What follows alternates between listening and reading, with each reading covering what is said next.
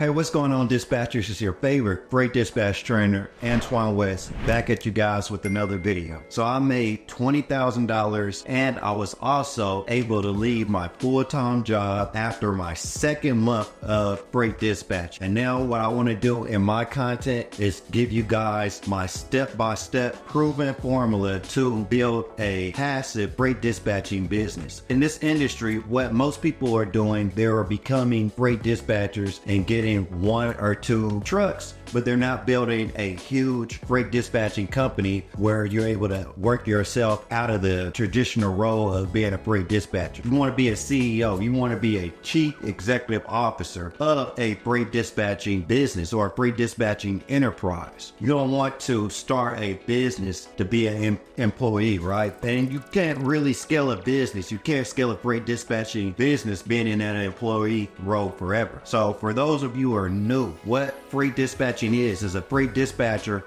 I like to call it like you're the Uber of the trucking industry. You're going to have trucks, semi-trucks, box trucks, straight trucks, a variety of different trucks. You're going to dispatch those trucks. So as Uber makes money or makes a percentage off of every driver that signs up for Uber, you as owning a freight dispatching enterprise, you are going to make a percentage off each load, off of each owner operator or truck driver that signs up with your company. And then as they're taking load, you're going to be the person finding the loads for them to drop off from point A to point B. And you're going to basically make a certain percentage. It's usually around 8% off of each load that's dispatched. And that's how I was able to leave my full-time job 6 years ago, where I basically made about $30,000 per year. And then I was able to start my freight dispatching business. And in my second month of business, I made $20,000. And since then, I've never worked for anyone else. My life has been just very different.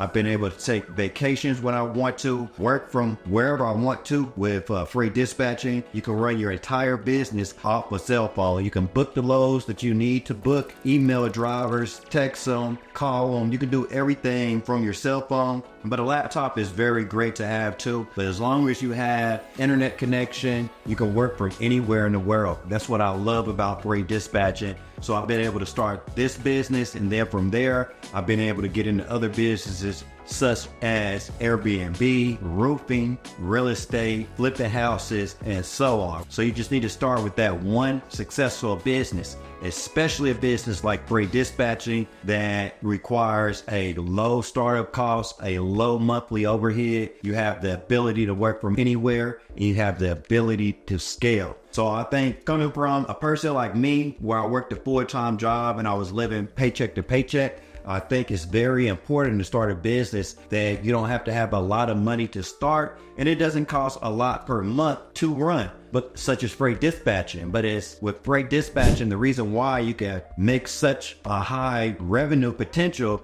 is because you're offering a lot of value to the market. You are booking loads for owner operators. That's how they make their revenue, by booking loads. So you're handling the most important responsibility in their trucking company by booking their loads. So you're offering a lot of value. You don't have to pay a lot of money out in overhead to be able to offer that value to not only one owner operator. You can dispatch multiple different trucks as a freight dispatcher. So that's why you have this such a high revenue potential as a freight dispatcher. So we're going to get right into this video. I want to talk about step-by-step directions. So here goes 8 essential steps to help you launch your freight dispatching business. So step 1, you need to understand the industry. So you need to understand the key players. You need to understand what a freight dispatcher is, which I just explained to you guys. You need to know who freight brokers are. Freight brokers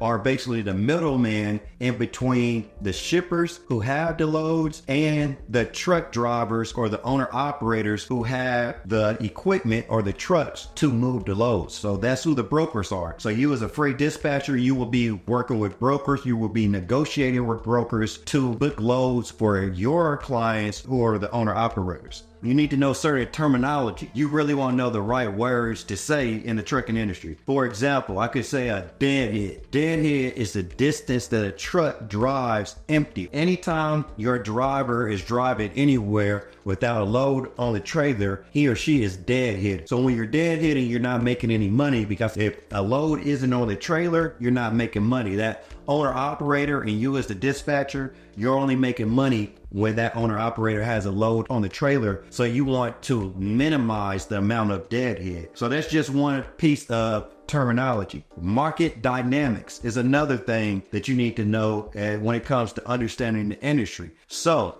when I say market dynamics, you need to know the market has various different zones. So a load isn't going to pay the same in the Northeast area or the Midwest as it is coming out of Florida. So different zones, different regions of the country, loads pay different amounts of money. So that comes into market dynamics. So as a dispatcher, you have a huge responsibility. That's why you get paid such a huge amount of money, because you're booking loads for owner operators. You have to pay attention to what load goes on what trucks. You have to pay attention to the dimensions of the load to make sure that load can fit on the trailer that you're dispatching. So you have a very important role when it comes, first of all, safety of your owner operators, and then revenue. You play the most major role in revenue when it comes to your owner operators trucking company. With step 2, you're going to start with your market research and planning. So you're going to do some market research. You're going to start looking at all the other freight dispatching companies. You're going to see what they are offering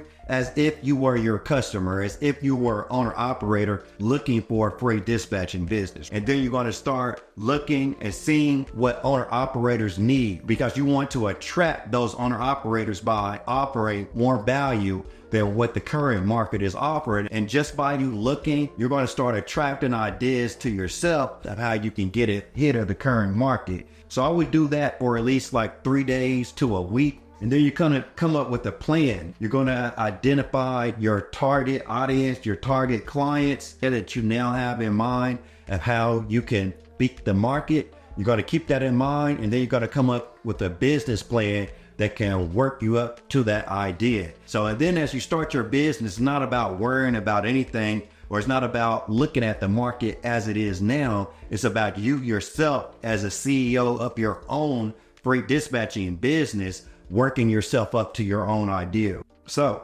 step 3, legal and regulatory compliance. Now we come to things like starting your LLC. For a freight dispatching business, you don't need an MC number, which is a motor carrier number, or you don't need a DOT number, or the Department of Transportation number. What you need is a LLC.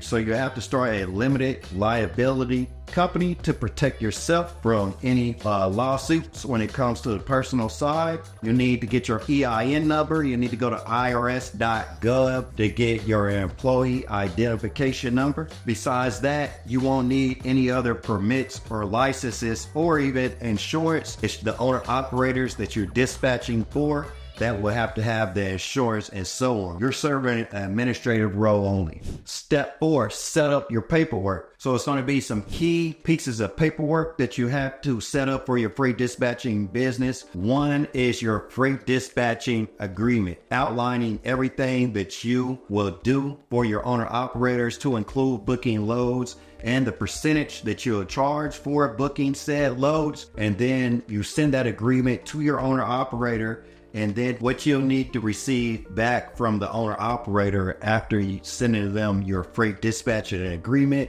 You need their certificate of authority, their certificate of insurance, and their W-9. And also that freight dispatching agreement, you can send it in an electronic form. That's what I recommend. Send it as a link. You have jotform.com, DocuSign. You have a variety of different ways to send your freight dispatching agreement as a link, because you want to make it as easy as possible for your owner operators to sign your freight dispatch agreement. And you have to remember, a lot of times your owner operators are at the truck stops and they're in their truck, so they can't print off a PDF freight dispatch agreement.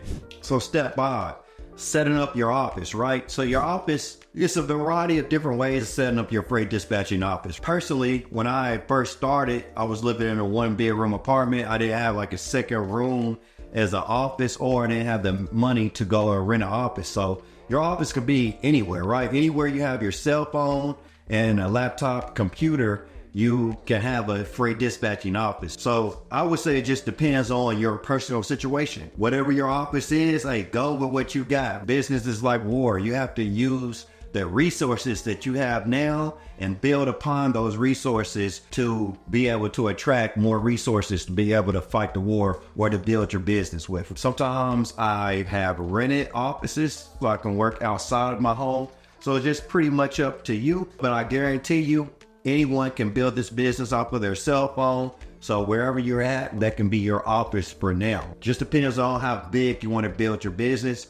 If you want to build a huge enterprise where you have several dispatchers working for you, you can do all that virtually through holding like weekly Zoom meetings with your dispatchers. You don't even need an office for that. That's what I recommend doing after having offices myself. You really don't need an office for this business. But if you want to have an office and have your dispatchers work from that physical location, you can do that too. So basically you can build this business into whatever you want. I started just myself dispatching and running my business, and then I started to hire other freight dispatchers, and now I have call centers of freight dispatchers. So just wherever you want to take your business is just up to you. Step 6, marketing and branding. So this is what gets most people. This is one of the most important aspects of your business. You want to get your business name. You want to get your idea, your business out to as many people as possible. So this is a funnel. You're setting up a funnel or a pipeline. You want to get your offer, your business out to as many people as possible. And then that's the top of the funnel. And then you have to run these potential clients down through your pipeline. So the top of the funnel is TOEFL, top of the funnel. And then next you have that's the brand awareness stage. And then next you have MOFL, which is the middle of the funnel. And that's the interest stage. So after you made video, you made post prospecting calls, you called owner operators and told them about your services. If you went out to the truck stops, there's many different ways of prospecting for a free dispatching business. You can post jobs on Indeed.com, LinkedIn. I can keep going on and on and on, but there's many different ways of growing brand awareness for your free dispatch business. That's the top of the funnel, growing brand awareness, putting your business idea out there into the market. So the more you do that, the more you grow brand awareness, the more you grow reach, the more interest, the more people are going to be interested in your business. But you have to grow that reach first. You have to work on brand awareness and offering that value at the top of the funnel. And then once you do that, you grow interest. More people are interested in your idea, interested in your free dispatching business. And then from there, you have the conversion phase. More people who sign up, more owner operators that sign up for your free dispatching business. And by the way, I have a proven system. I call it my PDF, a predictable driver formula. So I have a predictable driver formula that continues to automatically attract owner operators down through your pipeline. And this is done on an automatic basis. So this is what every business needs to build. You need an automatic pipeline of clients or owner operators, in our case as freight dispatchers. Next, we got step 7, pricing and negotiation. When it comes to pricing and negotiation, the standard for freight dispatchers is about 8%. So you want to charge 8% of every load that you dispatch. But when you're first starting, just like myself, 8% is the standard of the market. Maybe you want to start a little bit lower. Myself, when I was struggling to find owner operators, like I know a lot of freight dispatchers are in the market, what I did is I dropped my rate down to 4.5%. So it was much lower than the industry standard. And then I shot up the value. I added a lot more value into my offering than the market was used to. And I did this by adding things like truck driver recruiting. I would send in paperwork to the factoring companies for owner operators. Factoring company is a financial institution that will deliver the money to owner operators before the brokers. So if you've been in trucking some time, when an owner operator drops off a load that you booked through a broker as a dispatcher, you aren't going to get paid the money the same day when the owner operator drops off the load. The owner operator isn't going to get paid his or her money that same day. So a lot of owner operators go through factoring companies. And what factoring companies do, they charge sometimes, most of the time, small percentage of each load, and they pay that owner operator their money within 24 hours. Because if they wait for the broker, usually this can be up to 90 days, right? So who wants to wait 90 days to cash flow? So most owner operators use factoring companies to charge a small percentage of each load, but they pay them within 24 hours instead of waiting up to 90 days. So that's what a factoring company is. And then you're going to go back to step 2, market research. That's how your branding is going to be different than anything else in the market, because you're going to do your market research. And step 8 is attracting your first owner operator. So I already gave some clues out during this video of how to attract your first owner operator. That would be by doing that market research. Any business that you're in, you have to run your clients through a pipeline, right? They're not going to buy by you making one post or one video or you calling them one time. You have to draw in the interest. So step 8 in attracting your first owner operator, you start with that market research, and then you want to be different. You want to offer something different than what's already in the market. And that's that branding of your company. By offering something different than what's already in the market, you are branding your company and effectively making your company different by offering just more value, right? So by starting with the market research and the branding, you're just going to funnel more people into the pipe than any other company. And that's what I want to help you guys do the most. And I really appreciate you guys to stick around to the end of this video as I covered the 8 essential steps to start your freight dispatching business. But please, if you have any questions on anything I said, make sure you comment below. If you're looking to sign up for my freight dispatching courses and you have any questions, make sure you send me a text message to 407-698-3972. I thank you for watching this video, and I'll catch you next time.